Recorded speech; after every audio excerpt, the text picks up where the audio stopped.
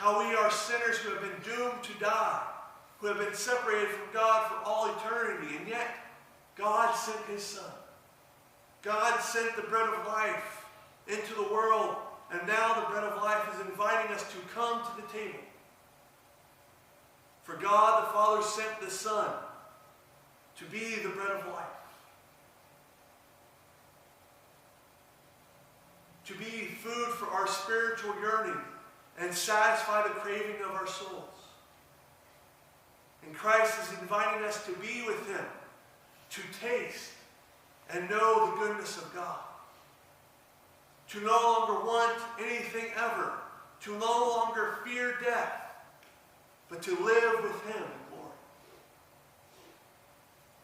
And when Jesus said, I am the bread of life, he was inviting all to be with him. He was offering his life for their life so that they might live. And he was willing to give himself up for them. Jesus tells them 3 times, I am the bread of life. He is inviting them 3 times to come to the table so that they might have life, to come, see, know, and believe in God. A God who has redeemed us back to him. And we are to be reminded that this invitation is still being offered to us. How it has been extended to us, and how it is there for all to accept.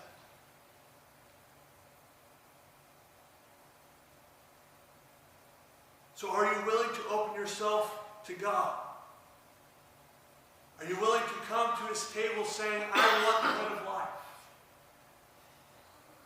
Are you allowing God to move through your life in ways that will satisfy the soul cravings you have? To fulfill you and move through you? Are you ready to finally accept the invitation that God continues to offer us every day? Are you willing to commit to God and taste the goodness of the bread of life?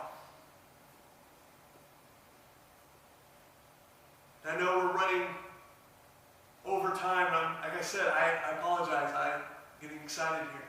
So I will end with this question that was asked by St. Augustine regarding the invitation to eat the bread of life.